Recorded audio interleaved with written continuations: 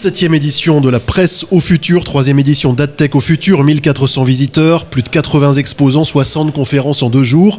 Et dernier invité de cette première journée du 5 décembre donc à New Cap Event Center à Paris 15e, Fabrice Audouard, bonjour. Bonjour. Vous accompagnez les éditeurs de presse dans leur stratégie de développement, de transformation. Alors dites-nous déjà qui vous êtes. Écoutez, je suis un ancien éditeur de presse, salarié. J'ai travaillé pendant 24 ans en tant que dirigeant de journaux à Saint-Étienne, Lyon et Grenoble. Donc en PQR. Quel titre ? En PHR, l'essor de la Loire, l'essor du Rhône et l'essor de l'Isère. Voilà. Et en PQR aussi ? L'essor appartenait au progrès. C'est pour ça que je mets la casquette aussi PQR. Voilà. Donc fort de cette expérience, aujourd'hui vous accompagnez des dirigeants de presse dans leur stratégie, je le disais, de transformation, de développement, plus spécifiquement. L'idée c'est simple, c'est que l'éditeur il pédale, le nez dans le guidon. Et moi j'ai eu envie de créer un cabinet pour faire bénéficier de mon expérience à ces éditeurs de presse et leur aider à lever la tête et à se regarder pédaler. L'éditeur de presse, il est souvent seul. En tout cas, il a besoin de se réinventer sans arrêt. On le voit parfaitement dans les ateliers qui sont opérés à la presse au futur. Il a besoin d'être compétent en digital, il a besoin d'être compétent en publicité commerciale, il a besoin d'être compétent en rédaction et il a besoin de s'adjoindre tout un tas de nouveaux services, de nouveaux métiers. Et il est un peu perdu. Très humblement, à mon niveau, moi je l'aide à se réinventer, je l'aide à faire des bons choix. Donc Fabrice Audouard, vous l'aidez aussi à prendre du recul ? Surtout du recul, puisque c'est ce que vous disiez, il a toute l'année la tête dans le guidon. C'est ça, il y a peu de temps, un dirigeant de presse bien connu me dit « mais tu fais du coaching ». Et c'est pas comme ça que j'avais imaginé ce métier, mais c'est quand même un peu de ça. C'est vraiment de prendre par la main l'éditeur, de l'aider à prendre du recul, comme vous le dites très justement, et de se forcer à réfléchir à l'avenir. Il y a une dizaine d'années, on aurait parlé d'enjeux de survie. Aujourd'hui, ce sont plutôt des enjeux de croissance. Quels sont ces enjeux auxquels sont confrontés aujourd'hui les dirigeants de presse ? Il y a un peu des deux. Hein. Il y a aussi un enjeu de survie, parce que certaines formes de presse souffrent beaucoup. Certaines sont dépendantes, par exemple, d'annonces légales, et ces dernières, selon comment elles sont orientées par les grosses plateformes qui dominent le marché, si l'aiguillage il va à gauche et tout d'un coup il va à droite, il peut y avoir des enjeux très importants. Aujourd'hui, l'éditeur, comme je l'ai dit, l'enjeu c'est d'être bon partout.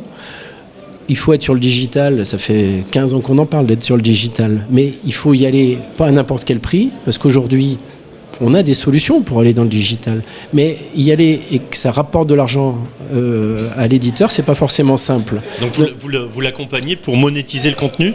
Ça fait partie des réflexions. La première chose à dire à l'éditeur, c'est que la solution miracle n'existe pas. J'ai absolument pas cette prétention. La prétention, c'est vraiment d'avoir une vision long terme, de mettre des moyens à des endroits très précis, de faire du test and learn, et puis de voir un petit peu comment les choses évoluent. Est-ce qu'on peut, peut-être sans donner son nom, mais partir d'un exemple d'accompagnement que vous avez fait ces derniers temps et du point A au point B, qu'est-ce que vous avez accompli pour accompagner ce titre ? Alors, je vais vous donner peut-être deux ou trois exemples. Moi, ce qui me passionne, c'est vraiment la stratégie. C'est un éditeur de presse qui a moins de 40 ans et qui me dit « Écoute Fabrice, j'ai une centaine de salariés, je déteste le management. » D'accord. Ça part mal. Ça part mal. N'empêche qu'il manage une centaine de personnes et qu'il a 4 ou 5 hebdomadaires. Eh ben, je l'aide dans sa réflexion à structurer la manière de communiquer auprès de son personnel, passer les messages. En revanche, il est excellent en termes de vision. Il sait où il veut emmener son groupe. Mais l'idée, c'est d'emmener avec soi tout le monde. Donc là, on est quand même plus sur du coaching que de la stratégie, quand même, dans l'exemple que vous nous donnez.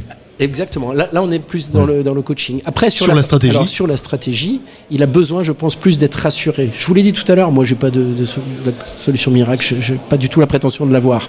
En revanche, quand il me fait part de sa stratégie, moi, je lui donne un avis. Je lui dis, voici les tendances du marché. Ça, j'irai pas, ou pas tout de suite. Voilà. Et c'est comme ça qu'on arrive à travailler. Ou pas sous cette forme. Ouais, c'est ça. Sur quoi on n'irait pas aujourd'hui, par exemple ? Aujourd'hui, je pense qu'il faut s'interdire à rien. rien du tout. Tout dépend de la voilure qu'on met. Ouais, tout dépend de la voilure. Et puis il y a des journaux qui sont rachetés, qui grossissent. Donc, il n'y a vraiment pas de règles. Il n'y a vraiment pas de règles. En tout cas, c'est un message positif que vous portez. C'est un média qui a de l'avenir, il y a de la place pour beaucoup de gens. En choisissant la bonne stratégie, la bonne manière d'aborder les choses, prendre les bons virages au bon moment, c'est un peu tout ça. C'est tout ça. Moi, je suis très optimiste pour la presse. Où je ne le suis pas, c'est celui qui ne réfléchit pas à demain.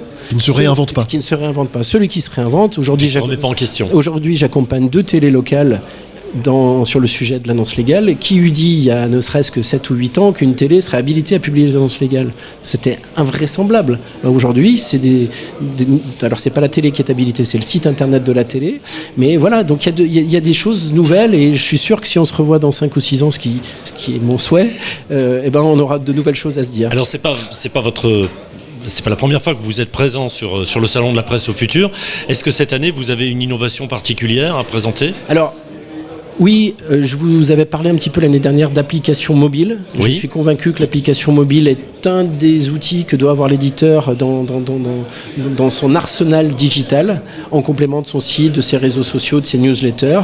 Et donc je propose une application mobile en marque blanche qui permet à des petits éditeurs d'avoir une application mobile qu'ils s'approprient sans pour autant dépenser 20 ou 30 000 euros, qui est le prix moyen d'une appli aujourd'hui si vous voulez la développer seul. Donc, et votre solution, elle est proposée dans quelle échelle de tarif alors? Alors c'est un abonnement mensuel qui est autour de 200 euros par mois. Il y a un setup à peu près de quelques milliers d'euros au démarrage, et ça permet d'avoir une application qui fonctionne parfaitement et qui met à jour, qui parle avec le logiciel d'abonné de l'éditeur pour donner droit à l'utilisateur à plus ou moins d'articles selon s'il est abonné ou s'il ne l'est pas. Ça veut dire que vos clients potentiels peuvent, en s'appropriant cette marque blanche, l'habiller aussi selon leurs médias et avec du contenu spécifique. C'est-à-dire vous proposez déjà un premier contenu et ensuite le client assure du contenu additionnel? Non. Moi c'est une coquille que je propose à mes clients. L'appli va chercher le contenu du site internet. Oui, vous avez le contenant. Moi j'ai le contenant. D'accord. Le contenant et le moteur. Vous avez bien compris. Donc dès qu'un article est mis en ligne sur le site, le contenu arrive sur l'appli. Ça se fait automatiquement, sans tout à fait. Et pour le lecteur, l'abonné, c'est totalement transparent. C'est à la marque de son journal. Absolument. Fabrice Audouard, merci. Merci Alain, merci Fabrice Audouard. Merci à tous les deux, de votre gentillesse. De votre visite sur cette 17e édition de la Presse au futur, et très bon salon à vous. On vous dit à l'année prochaine. Avec plaisir. Avec plaisir, merci.